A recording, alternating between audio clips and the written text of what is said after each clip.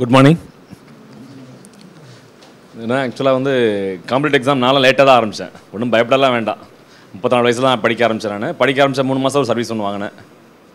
ஆமாம், அடுத்து என்னென்னா பார்த்தீங்கன்னா குரூப் 2ல் வந்து பார்த்தீங்கன்னா ரிட்டனில் ஃபஸ்ட்டு, டோட்டலாக செகண்ட் ரேங்க் அப்படின்ற மாதிரி வாங்கினேன். இப்போ முனிசிபல் கமிஷனாக செலக்ட் பண்ணியிருக்கேன். நான் ஆர்டருக்காக வெயிட் பண்ணிகிட்ருக்கேன்.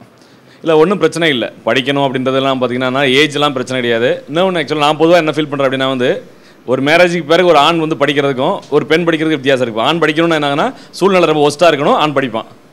ஜென்ஸ் படித்து வேலை வாங்கணும் அப்படின்னா வந்து ரொம்ப ஒஸ்ட்டான சுச்சுவேஷன் இருந்ததுன்னா ஆண் ஜென்ஸ் படித்து வேலை வாங்குவான்.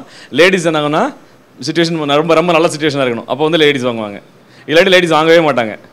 அதான் ஏன்னா நிஜம் அதான் ஆக்சுவலாக பார்த்தீங்கன்னா என்ன ஆகுனா லேடிஸ் ஏதோ கஷ்டத்தை சொல்லி என்னன்னா எக்ஸாம் படிக்க மாட்டாங்க, ஒன்றும் பண்ண மாட்டாங்க. லேடிஸ்க்கு ரொம்ப ஸ்மூத்தான சுச்சுவேஷன் இருக்கணும் வீட்டில், அப்படின்னா லேடிஸ் படித்து வேலை வாங்குவாங்க. இப்போ இதான் பிரச்சனை பார்த்தீங்கன்னா யாருமே என்னென்னா வந்து ரொம்ப ஹார்டு பிரச்சனையோடு இருக்கிற வேலை வாங்குறது பார்த்தீங்கன்னா ஜென்ஸ் வேலை ஈஸியாக வாங்கிடுவாங்க. எவ்வளோ பிரச்சனை அதிகமாக இருக்கோ அவ்வளோ தூரம் வேலை பார்த்து வேலை வாங்கிடுவாங்க. பிரச்சனை கம்மியாக இருந்துச்சுன்னு சொல்லுவாங்க, நிறைய பேர் சொல்லுவாங்க எனக்கு பிரச்சனை ரொம்ப இருக்குது, என்னால் வேலையை வாங்க முடியாது அப்படிவாங்க. பிரச்சனை அதிகமாக என்னென்னா வந்து வேலை வாங்குறதுக்கான சான்சஸ் ரொம்ப ஜாஸ்தி. வேறு வழியே கிடையாது, வேலை வாங்கியே ஆகணும். எனக்கு ரொம்ப பெரிய பிரச்சனை இருக்குது ஒருத்தர் சொல்கிறார் அப்படின்னா, ஒரு ஜென்ஸ் சொல்கிறார் அப்படின்னா அவர் தான் வந்து அடுத்த தடவை டாப்பராக இருக்கான சான்சஸ் ஜாஸ்தி. ஏன்னா அவருக்கு வேறு வழியே கிடையாது, இல்லை வேலை வாங்கியே ஆகணும். அது மாதிரி படிக்கிற டைம் அப்படின்றதெல்லாம் பார்த்தீங்கன்னு வச்சுக்கோங்களேன். என்னோட டைம்லாம் பார்த்தீங்கன்னா என்னன்னா படிக்கிற நேரத்தில் படிப்பேன், தூக்க வர நேரத்தில் தூங்கிடுவேன். எனக்கெல்லாம் கணக்கே கிடையாது. ஒரு நாளைக்கு நான் வந்து 8 மணி நேரம் 10 மணி நேரம் படிச்சுட்டு இருப்பேன். அது மாதிரி 10 மணி நேரம் தூங்கவும் செய்வேன். ஏன்னா என்னோடய ப்ராக்டிஸ் வந்து நான் மெடிக்கல் ப்ராக்டிஸ், நான் வந்து ஃபிசியோதெரபி முடிச்சிருந்தேன், அக்குபஞ்சர் சைடில் பண்ணிகிட்டு இருப்பேன். அதனால் என்னன்னா எனக்கு வந்து ஒரு டெய்லி இன்கம் மினிமம் இன்கம் வந்து எனக்கு வந்துடும்.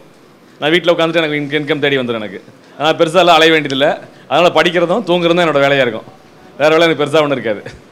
அதுதான் அதனால் என்ன வந்து பிரச்சனை ஜாஸ்தியாக இருக்கிறப்ப என்னன்னா கொஞ்சம் படிக்கிறதுக்கான வாய்ப்புன்னு ஜாஸ்தி. பார்த்தீங்கன்னா கண்டிப்பாக என்னென்னா பிரச்சனை ஜாஸ்தியாகிறப்ப என்னன்னா ரொம்ப சந்தோஷப்படுங்க, கண்டிப்பாக படிச்சிடலாம், வேலை வாங்கிடலாம் நம்புங்க. எனக்கு பிரச்சனை ரொம்ப இருக்குது, அதனால் என்னால் வேலை வாங்க முடியாது மட்டும் நினச்சிடாதீங்க. அது மாதிரி என்னென்னா வந்து இப்போ ஜிகேல வந்து என்னென்னா தமிழ் தூக்குறாங்க அப்படின்றதெல்லாம் வந்துச்சு. தமிழை எடுத்தாங்கன்னா ரொம்ப நல்லது. தமிழை எடுத்துட்டாங்க, ரிமூவ் பண்ணிட்டாங்க அப்படின்னா பேட்டர்ன் ஜென்ரல் தமிழ் இல்லை அப்படின்னா என்னன்னா நம்ம ஈஸியாக பாஸ் பண்ணி வேலை வாங்கிக்கலாம். நிறைய பேர் பார்த்தீங்கன்னா ஜென்ரல் இங்கிலீஷ் அப்படின்ற பேரில் நிறைய பேர் என்னென்னா வந்து ஓரளவுக்கு ஸ்கூல்லேருந்து படிக்கிறவங்க ஈஸியாக 99 100 எடுத்துருவாங்க. ஜென்ரல் தமிழை பொறுத்தவரை 92 தாண்டது பெரிய விஷயமா இருக்கும். நீங்களும் நான் ஒரு வருஷத்துக்கு மேலே ஜென்ரல் தமிழ் கிளாஸ் எடுத்துகிட்டு இருக்கேன். நான் போன குரூப் 2ல் வந்து 92 தான் போட்டிருந்தேன். ஜிகேல நிறைய போட்டிருந்தாலும் வந்து 173 கொஸ்டின்ஸ் போட்டிருந்தேன் நான். என் ஸ்டூடெண்ட் தான் ஒரு பொண்ணு கேட்டப்போ 3rd rank, state 3rd rank வந்து பார்த்தீங்கன்னா ஸ்டூடெண்ட் அந்த பொண்ணுகிட்ட கேட்குறப்ப ஜென்ரல் இங்கிலீஷ் எவ்வளோ பண்ணுங்க 99 போட்டாங்க அப்படின்ச்சு. 99 கொஸ்டின் பண்ணியிருக்கு ஜென்ரல் இங்கிலீஷில். அப்போ அதான் சொன்னேன் 169 பண்ணியிருந்தது, ஸ்டேட் 3rd ரேங்க். அது நான் 173 பண்ணி ஸ்டேட் 1st ரேங்க் ரிட்டனில் வந்திருந்தேன் நான். இப்போ அதை ரீசன் வைஸ் சொல்கிறேன் நான். நம்ம வந்து ஜென்ரல் இங்கிலீஷ் அப்படின்றது என்னன்னா ரொம்ப வித்தியாசப்படணும். இப்போ என்னோட 7 கொஸ்டின் வந்து என்னென்னா ஜென்ரல் இங்கிலீஷை கூட போட்டிருக்கு அந்த பொண்ணு. நேச்சரில் தான். ஏன்னா இந்த தூக்கிட்டாங்க அப்படின்னா பயப்பட வேண்டாம். சப்போஸ் தூக்கலைன்னா என்ன பண்ணுறதுன்னா நம்ம வந்து ப்ரிப்பரேஷன் ஜாஸ்தியாக பண்ணணும், அவ்வளோதான். அதே மாதிரி பேட்டர்ன் அப்படின்றது என்னன்னா புது சிலபஸாக இருக்கிறதுக்கான வாய்ப்பு நிறைய இருக்குது. பார்த்தீங்கன்னா புது சிலபஸ் நெட்டில் போட்டிருப்பாங்க இல்லையா, பார்த்தீங்களா சிலபஸை பார்த்தீங்களா? அந்த தான் அது பேட்டர்ன் பெருசாக ஒன்றும் டிஃப்ரென்ஸ் எல்லாம் ஒன்றும் கிடையாது. அதே ஜிகே தான். ஜிகேல என்னென்னா வந்து பார்த்தீங்கன்னா குரூப் 1 மெயின்ஸுக்கு தான் கொஞ்சம் மாற்றம் இருக்கும். மற்றபடியெல்லாம் பெரிய சேஞ்சஸ் இல்லை. குரூப் 2 பொறுத்தவரை என்ன வந்து நம்ம ப்ரிலிமில் வந்து ப்ரிலிம் மெயின்ஸ் இருக்குல்லையா, இன்டர்வியூ போஸ்ட்டை பொறுத்தவரை அந்த ப்ரிலிம் பொறுத்தவரை என்ன வந்து நம்ம வந்து ஏன்சியன்ட் இந்தியா படிக்க மாட்டோம், ஹிஸ்ட்ரியை பொறுத்தவரை இல்லையா. ஏன்சியன்ட் இந்தியா தேவைப்படாது, மிடியவலுக்கு தேவைப்படாது. இந்த ரெண்டுமே என்னென்னா வந்து மார்க் போகிற ஏரியா, அதனால் போனால் பரவாயில்ல, வராட்டி பரவாயில்ல. ஈஸியாக என்னென்னா மாடர்ன் இந்தியா பொறுத்தவரை ஃபுல்லாக ஸ்கோர் பண்ணிடலாம். சவுத் இந்தியன் ஹிஸ்ட்ரி இருக்கு இல்லையா, தென்னிந்திய வரலாறு அப்படின்றதுல வந்து நிறைய ஸ்கோர் பண்ணுறதுக்கான வாய்ப்பு இருக்குது. பார்த்தீங்கன்னா இப்போ தமிழ்நாடு ஹிஸ்ட்ரின்னு ஒன்று இருக்குது. தமிழ்நாடு ஹிஸ்ட்ரியை பொறுத்தவரை என்னென்னா வந்து சங்கம் பீரியடில் கேட்டு சங்கம் லிட்ரேச்சர் அத்தனையும் கேட்டுருவாங்க. சங்கம் லிட்ரேச்சர் எங்கேயும் போயிடாது. சங்கம் லிட்ரேச்சர் கண்டிப்பாக வந்துடும். நமக்கு நம்ம எங்கே போனாலும் சரி, தமிழை பற்றி எங்கே பேசினாலும் சரி, சங்கம் லிட்ரேச்சர் வந்துடும். பார்த்தீங்கன்னா சங்கம் லிட்ரேச்சர் இல்லாத ஒன்றுமே இருக்காது. சங்க இலக்கியம் வந்துடும். அப்போ 11 மேற்கணக்கு 11 கீழ்கணக்கு எல்லாமே தொடர்ச்சியாக வந்துடும். பார்த்தீங்கன்னா எதுவுமே இல்லாமல் இருக்காது. இப்போ என்ன கொஸ்டின் செட்டர்ஸ் கொடுத்துட்டப்ப நாங்கள் ஆட்டோமேட்டிக் என்ன வந்து சிலப்பதிகாரத்தையும் மணிமேகலை விட்டுட்டு கொஸ்டின் தயார் பண்ண மாட்டாங்க. கண்டிப்பாக ஒரு கொஸ்டின் ரிலேட்டடாக வரதான் செய்யும்.